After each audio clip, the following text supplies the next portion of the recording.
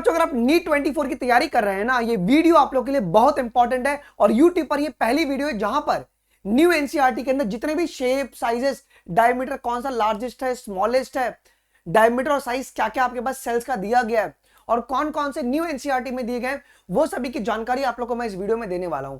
इस वीडियो को देखने से पहले घर का कोना पकड़ लो, ईयरफोन लगा लो, अपनी एनसीईआरटी खोल लो।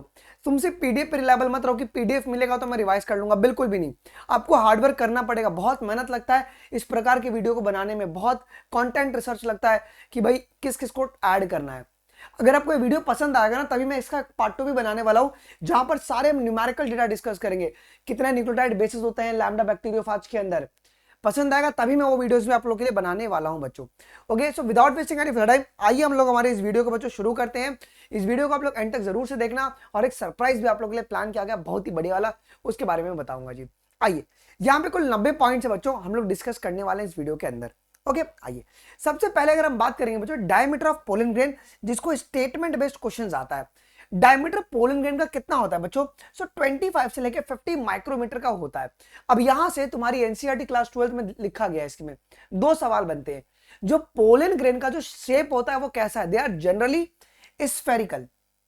उनका शेप कैसा बच्चों? जनरली स्फेरिकल है और वो 25 से लेकर 50 माइक्रोमीटर्स के होते हैं बच्चों। ये हो गया पहला।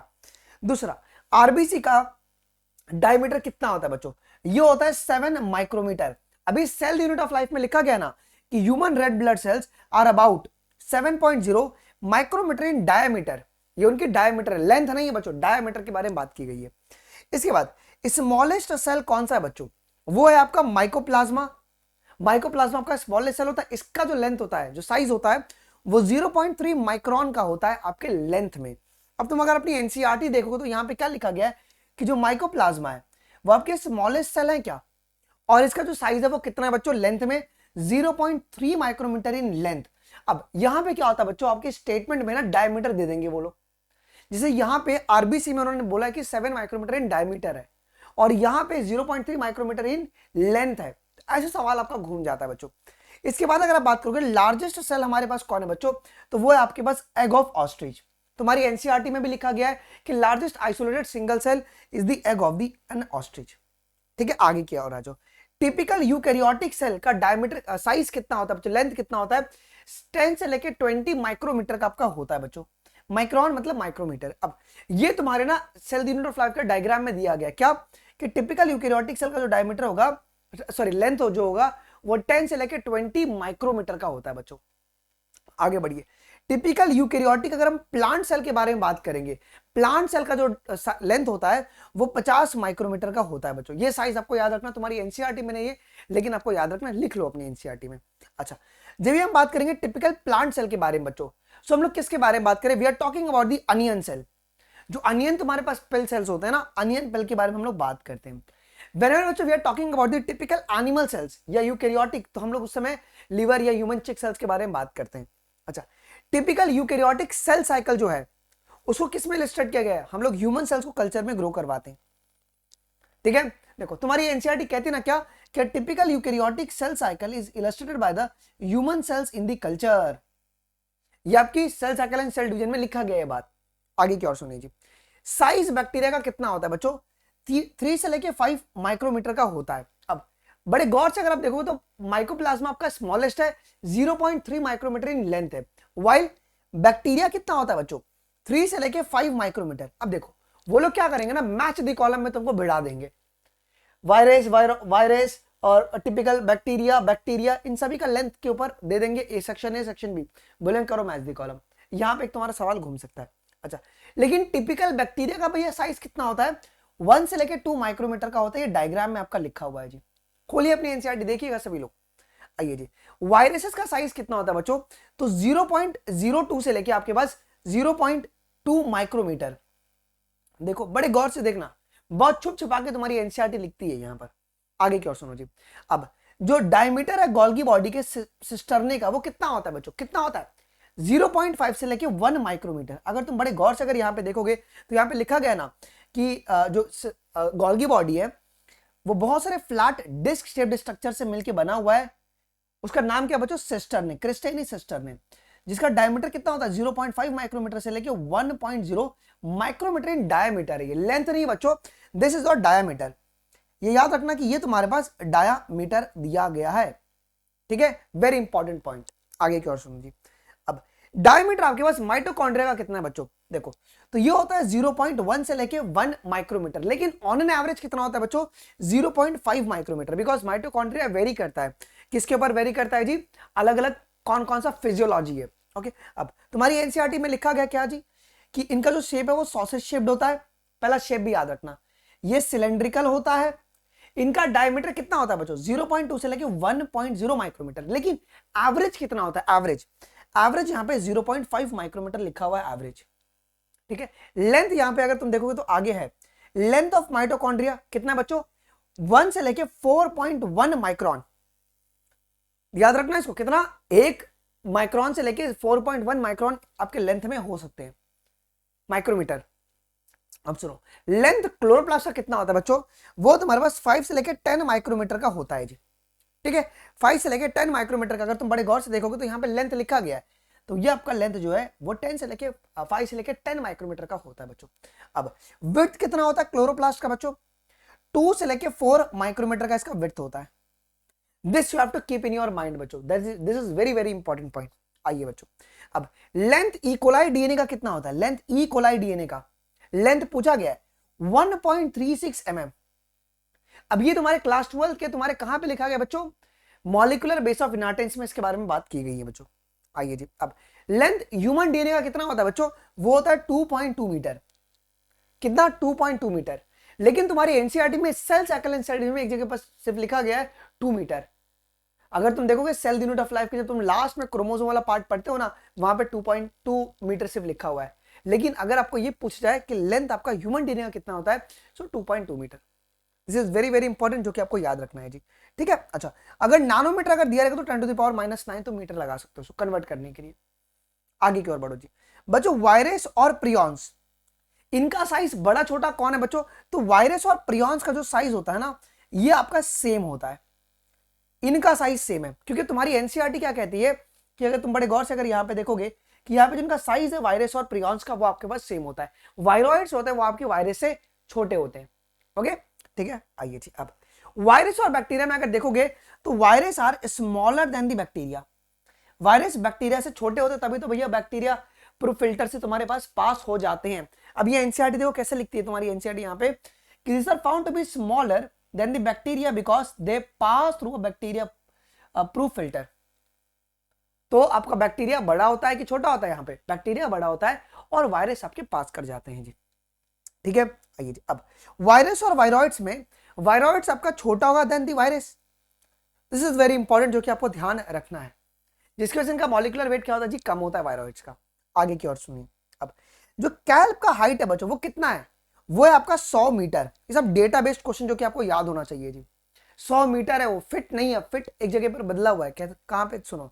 अब यूकैलिप्टस का हाइट कितना होता है बच्चों, इसका हाइट भी आपका 100 मीटर ही होता है। अगर आप बड़े गौर से देखेंगे यूकैलिप्टस 100 मीटर है, तो ये तुम्हारी न्यू एनसीईआरटी में नहीं है, बट एंजियोस्पर्म तुम्हारे सिलेबस में है, sexual reproduction in flowering plant, तो आपको पढ़ के जाना है बच्चों। आइए अब आसिक एलिमेंथेसिस में फीमेल तुम्हारी लॉन्गर होती है क्या बच्चों than the male, female is longer than the male, आपको याद रखना है। इस फिनोमिना को हम क्या कहते हैं, कमेंट सेक्शन में मुझे जरूर से बताना। इसे कहते हैं बच्चों सेक्सुअल डायमॉर्फिज्म कहते हैं हम लोग। आगे सुनो जी, कोडेट के कैरेक्टरिस्टिक्स क्या होते हैं, कोडेट का कैरेक्टरिस्टिक्स बड़े गौर से अगर तुम देखोगे ना, यहाँ पे नोटोकॉर्ड और नर्व कॉर्ड को, इस डायग्राम को देखना। अब यहाँ पे थिकर कौन है, क्या नोटोकॉर्ड तुम्हारा थिकर है बच्चों नर्व कॉर्ड से, तो ये ध्यान रखना कि notochord is thicker than the nerve cord, ये लाइन बहुत इंपॉर्टेंट है, notochord is thicker than the nerve cord, this is very very important, आपको पता होना चाहिए। अब हॉलो स्ट्रक्चर कोडेट्स में कौन सा होता है मुन्ना, तो वो होता है आपका नर्व कॉर्ड। अगर आप बड़े गौर से देखेंगे ना, तो यहाँ पे बोल्ड वर्ड में लिखा गया है क्या, कि हॉलो तुम्हारे पास नर्व कॉर्ड होता है बच्चों, ठीक है। अच्छा, फेरेंजियल गिल्सलेट्स कैसे है जी मुन्ना, पेयर्ड होते हैं जी, अनपेयर्ड नहीं है, पेयर्ड है ये लोग, याद रखना चाहिए। अच्छा, body bears dash external lows of ciliated, कितना सीलिया बियर करता है बच्चों, ये टीनोफोरा के अंदर आपके 8 सीलिया बियर करता है। अब इनका फंक्शन क्या, व्हाट इज द फंक्शन, मुझे कमेंट में बताइएगा आप लोग। ये आपके लोकोमोशन में आपके हेल्प करते हैं बच्चों, ठीक है। अच्छा, ये एक्सटर्नली प्रेजेंट है इंटरनली, तो ये आपके एक्सटर्नली प्रेजेंट होते हैं। अब सुनो जी, dash petal the largest in vexillary. अच्छा, वैक्सिलरी आपके पास एस्टिवेशन में जो लार्जेस्ट पेटल है वो कौन सा बच्चों, तो वो है तुम्हारा स्टैंडर्ड। अब देखो इसको तुम पूरा रिवाइज कर लो, यहीं पे स्टेटमेंट बेस्ड क्वेश्चन बन सकता है। क्या बच्चों, अगर तुम बड़े गौर से देखोगे तो वैक्सिलरी एस्टिवेशन में कुल कितने पेटल्स पहले इन्वॉल्व है, पहले बड़े गौर से देखना, यहाँ पे कुल 5 पेटल्स आपके इन्वॉल्व है, ठीक है। लार्जेस्ट पेटल को अपन क्या कहते हैं बच्चों, स्टैंडर्ड कहते हैं, देखो ब्रैकेट में लिखा हुआ है। अब ये स्टैंडर्ड किसको ओवरलैप करेगा जी बच्चों, ये 2 लेटरल पेटल्स को ओवरलैप करता है। लेटरल पेटल्स को अपन क्या कहते हैं बच्चों, विंग्स कहते हैं। अब ये लेटरल पेटल्स आगे तुम्हारा फ्यूज होता है किसके अंदर, कील के अंदर, देखो which in turn overlaps into the 2 smallest anterior petal. इसका मतलब स्टैंडर्ड कहां पे लोकेटेड है बच्चों, स्टैंडर्ड जो है वो तुम्हारा पोस्टीरियरली लोकेटेड है, ठीक है। इसके बाद तुम्हारे 2 लेटरल होंगे और उसके बाद आगे क्या होंगे जी मुन्ना, 2 स्मॉलेस्ट एंटीरियर पेटल्स को अपन कील कहते हैं। तो ये आपको ध्यान रखना है, तो कील तुम्हारा इंटीरियर है तो स्टैंडर्ड तुम्हारे पास पोस्टीरियर होगा बच्चों, this is very important. Okay, इसका एग्जांपल कौन है, पी और बीन होते हैं। लार्जेस्ट पेटल कौन सा बच्चों जी, लार्जेस्ट पेटल अगर तुम बड़े गौर से देखोगे यहाँ पे तो वो तुम्हारे पास लार्जेस्ट लेटरल पेटल है, सॉरी लार्जेस्ट लेटरल है, वो मैं वही कंफ्यूज हो गया क्या लिखा है ये। लेटरल पेटल आपके पास विंग्स होते हैं, कितना इन नंबर है मुन्ना, ये 2 इन नंबर है, कहां पे प्रेजेंट है, लेटरली प्रेजेंट है ये। आइए आगे की ओर बढ़िए। अब स्मॉलेस्ट एंटीरियर पेटल होते हैं क्या, उसका नाम क्या है बच्चों, कील है जी, जो कि मैंने आपको यहाँ पे रिवाइज करवा दिया है जी। ओके, आइए जी। अब variation in the length of the filament within the flower. अब किस किस के अंदर फिलामेंट का लेंथ वेरिएबल है बच्चों, पढ़े हुए एंड्रोइशियम, उसके अंदर आपके पास लिखा है ना सेल्विया और मस्टर्ड। सेलेविनिया नहीं, सेलेविनिया तुम्हारा टेरिडोफाइट्स है, लेकिन सेल्विया तुम्हारा एंजियोस्पर्म है। तो अगर आप एनसीईआरटी की लाइन देखोगे, there may be a variation in the length of the filament within the flower as in the salvia and mustard. इनके अंदर आपका लेंथ वेरिएबल होता है बच्चों, ठीक है। सवाल आपके आते हैं। अच्छा, epidermal cells of the parenchyma are parenchymatous with a dash cytoplasm। अच्छा, ये आपके एनाटॉमी ऑफ फ्लावरिंग प्लांट में, अब इपिडर्मल सेल्स में जो पैरेनकाइमेटस सेल्स होंगे वहां पे साइटोप्लाज्म कैसा होता है, इपिडर्मल टिश्यू सिस्टम में आपने पढ़ा होगा, तो आपके स्मॉलेस्ट होते हैं जी। अगर आप बड़े गौर से देखेंगे इस लाइन को, epidermal cells are parenchymatous with the small amount of cytoplasm, ठीक है। जो किसको लाइन कर रहा है, it lining the cell wall and the large vacuole. Vacuole कैसा बच्चों, यहाँ पे भले तुम्हारा साइटोप्लाज्म यहाँ पे छोटा है, मैंने मार्क भी करवाया, बट वैक्यूल यहाँ पे लार्जर होता है। ओके, अच्छा बेटा, the pith is dicot root में जो पिथ रहेगा वो कैसा रहेगा, डाइकॉट रूट में वो आपका स्मॉल रहता है या तुम्हारा इनकॉन्स्पिशियस रहता है। वेरी वेरी इंपॉर्टेंट पॉइंट जो कि आपको पता होना चाहिए। आगे सुनो जी, size of the vascular bundles depends on the. अगर आपने बच्चों डाइकॉट लीफ अगर पढ़ा होगा, डॉर्सीवेंट्रल लीफ अगर पढ़ा होगा, तो वहां पे लिखा गया क्या कि जो साइज आपके पास वैस्कुलर बंडल का वो डिपेंड होता है on the size of the veins, कि वेन्स का साइज कहां क्या है। ये सब तुम्हारे स्टेटमेंट में आ सकता है, ये सब तुमको नहीं बताया, जब तुम डिटेल्ड एनसीईआरटी जब रीडिंग करते हो ना तब ये सारी पॉइंट्स निकलती हैं, ठीक है। अब सुनो आगे जी। अब parallel venation in the monocot leaf is reflected in the near. अच्छा, अब बड़े मस्त सवाल है ये, कहां पर देखने को मिलता है जी, पैरेलल वेनेशन में तुम्हारे पास जो साइज होगा वेन्स और इसका वैस्कुलर बंडल का वो सेम होता है, डिसिमिलर होता है। तो एनसीईआरटी की लाइन क्या कहते हैं बच्चों, the parallel venation in the monocot leaf, तो मोनोकॉट का ही feature parallel venation is reflected in the near similar size of the vascular bundle except in the main vein, because main vein तुम्हारे पास वो उसका थिकनेस ज्यादा होता है। और पैरेलल वेनेशन में क्या देखने को मिलता है, सारे जो वेनलेट्स होते हैं वो तुम्हारे पास कैसे होते हैं बच्चों, सेम साइज के होते हैं, तो दे आर सिमिलर, वो सिमिलर होते हैं जी मोनोकॉट के अंदर। आगे बढ़ना, अब क्लोएका तुम्हारे पास कैसा ओपनिंग है जी, छोटा ओपनिंग है बड़ा ओपनिंग है, तो ये तुम्हारा आपका स्मॉलेस्ट ओपनिंग है जी। याद रखना, ये तुम्हारे पास फ्रॉक के अंदर हम लोग पढ़ते हैं जी। तो cloaca is a small medium chamber. अब इससे तुम्हारे पास क्या क्या पास होता है जी क्लोएका में, फीकल मैटर, यूरिन और तुम्हारा स्पर्म, ठीक है। फीमेल के पास ऐसा कुछ भी नहीं रहेगा, फीमेल कॉकरोच में स्पर्म वहां पे क्या होता है, अलग ओविडक्ट के द्वारा आपका एक पास होता है। अब hind limb as compare with the fore limb, frog में कैसा जी, हाइंड लिम्ब लार्जर होता है। अच्छा, लार्जर क्यों होता है बच्चों, सो दैट कि भैया जो फ्रॉग होता है वो जंप कर पाए, है ना। तो ये लिखा है ना यहाँ पे क्या, कि जो हाइंड लिम्ब होता है वो कितना ही नंबर है, 5 डिजिट्स में होते हैं जी, and they are larger and muscular than the fore limb. ध्यान रखना बच्चों, लार्जर है और ये मस्क्यूलर है, तभी तो भैया चाइना में इसको खाया जाता है। ओके, चलो आ जाओ जी। जो लेंथ है फ्रॉग के इंटेस्टाइन का वो कैसा है बच्चों, वो तुम्हारा रिड्यूस्ड है। बड़े गौर से अगर आप देखेंगे, जो लेंथ है तुम्हारे पास ईसोफिगस का वो तुम्हारा हाईली रिड्यूस्ड है। इसका रीजन क्या बच्चों, they are carnivorous, because frogs are carnivorous. Line देखना एनसीईआरटी की, तुम्हारा असर्शन रीजन में सवाल बनेगा भाई, जो फ्रॉग का नेचर क्या है, न्यूट्रिशन, दे आर कार्निवोरस, स्केलेन का जो इंटेस्टाइन का जो साइज है ना वो आपका रिड्यूस्ड है बच्चों, ध्यान रहेगा। ओके अच्छा, ये मैंने यहाँ पे ईसोफिगस बोला था, लेकिन तुम्हारी एनसीईआरटी क्या कह रही है कि जो लेंथ है इंटेस्टाइन का, तो ईसोफिगस भी नहीं आएगा, इंटेस्टाइन का जो लेंथ है वो तुम्हारे पास रिड्यूस्ड होता है जी। क्लियर है बच्चों ये पॉइंट? ओके आइए जी। हाँ, लेकिन अगर आप एक लाइन को यहाँ पे बड़े गौर से देखोगे ना, तो यहाँ पे क्या लिखा गया है कि ईसोफिगस भी तुम्हारा शॉर्ट होता है, ये शॉर्ट ट्यूब होता है जो कि आपका सीधा स्टमक में ओपन करेगा, ठीक है। इसोफिगस भी शॉर्ट ट्यूब ही आपका होता है बच्चों। अच्छा, अब कॉलिमिनर इपिथेलियल सेल कैसे होता है बच्चों? So they are long and narrow. देखो ये ब्रैकेट में से बच्चों नीट में सवाल भर भर के बनेंगे, भर भर के क्वेश्चन बनना है इसमें से। अब सुनो आगे बढ़ो। रेड ब्लड सेल्स कैसा बच्चों? रेड और राउंड और बाइकॉन्केव होता है जी। अगर इसका शेप अगर बदल गया तो कौन सी बीमारी होती है, कमेंट सेक्शन में जरूर से बताइएगा। आइएगा, व्हाइट ब्लड सेल बच्चों ये एम्यूबॉइड इन शेप है। देखो मैच द कॉलम में आ सकता है, लग रहा है नीट में सवाल बन सकते हैं ऐसे, क्योंकि जब हम एनसीईआरटी रीडिंग करते हैं ना तो ये सारी पॉइंट्स निकल जाती है बाहर। ओके आ जाओ बच्चों। नर्व सेल तुम्हारा ब्रांच्ड और लॉन्ग है, ठीक है बच्चों। आगे बढ़िए जी। ट्रकीट्स आपका कैसा है जी? लॉन्गेटेड है, ये भी लिखा गया एनसीईआरटी में। मीजोफिल सेल्स ये तुम्हारे राउंड और ओवल हैं क्या? ये सेल यूनिट ऑफ लाइफ में लिखा गया बच्चों, ध्यान से देख लेना एक बारी। इसके बाद राइबोसोम्स अबाउट, इसका राइबोसोम का साइज कितना है बच्चों? सो वो तुम्हारे पास 7 नैनोमीटर बाई 20 नैनोमीटर है, ये आपको याद रहना चाहिए, ठीक है। अच्छा, पेरीन्यूक्लियर स्पेस का भाई साइज कितना होता है? 15 अगर तुम बड़े गौर से देखोगे तो यहाँ पे लिखा गया ना दे आर अबाउट, ये नहीं यार गलत हो गया यहाँ पे, ठीक है चलो कोई दिक्कत की बात नहीं है, ये तुम यहाँ पे देख सकते हो, कहते न्यूक्लियस में देख लेना 10 to 15 नैनोमीटर का आपके पास होता है जी, ठीक है। This you should be knowing, ये मैंने यहाँ पे डाला नहीं बट न्यूक्लियस के अंदर लिखा गया बच्चों। आइए जी, जो साइज है काइनेटोकोर्स का वो छोटा होता है, कैसा होता है जी? ये आपके स्मॉल डिस्क शेप्ड होते हैं बच्चों, ठीक है। आगे की ओर pollen grains they are generally what? Spherical, जो कि मैंने आपको बता दिया। आइए जी, न्यूक्लियोलस भी तुम्हारा कैसा बच्चों? स्फेरिकल। तो स्फेरिकल कौन कौन हो गया अभी तक? पोलन ग्रेन हो गया और आपके पास अभी तक न्यूक्लियोलस हो गया है जी। यहाँ पे लिखा है ना स्फेरिकल बॉडी, जिसको अपन न्यूक्लियोलाई भी कहते हैं। आइए जी, अब सेंट्रियोल्स कैसा है बच्चों? ये तुम्हारा सिलेंड्रिकल होता है ना। जो तुम्हारे सेंट्रियोल्स होते हैं वो तुम्हारे सिलेंड्रिकल होते हैं। कितने नंबर है मुन्ना? दो सेंट्रियोल मिलके क्या बनाएंगे? सेंट्रोजोम बनाएंगे, ठीक है, ये पता होना चाहिए। अब सेंट्रियोल्स दे आर, वही है ना, वही बात यहाँ पे आपका रिपीट हो गया है, आपके सिलेंड्रिकल होते हैं। आगे की ओर अब माइटोकॉन्ड्रिया का शेप कैसा है जी मुन्ना? ये सॉसेज शेप्ड है या तुम्हारा ये सिलेंड्रिकल होंगे। देखो सिलेंड्रिकल तुम्हारे कितने आ गए अभी तक। आगे की ओर बढ़ो बच्चों। अब हैनलेज लूप तुम्हारे पास कैसा है जी मुन्ना? ये हेयर पिन शेप्ड का होता है हैनलेज लूप। आगे की ओर बढ़िए।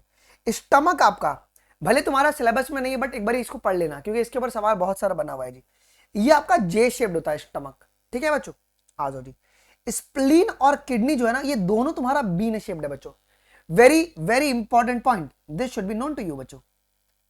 ये दोनों तुम्हारे पास स्प्लीन और किडनी दोनों आपका बीन शेप्ड होता है बच्चों। आगे की ओर बढ़ो। अच्छा, थाइमस तुम्हारा कैसा ऑर्गन है बच्चों? ये आपका लोब्ड ऑर्गन है। थाइमस आपका लोब्ड ऑर्गन होता है और ये कहां पे लोकेटेड है जिम्ना?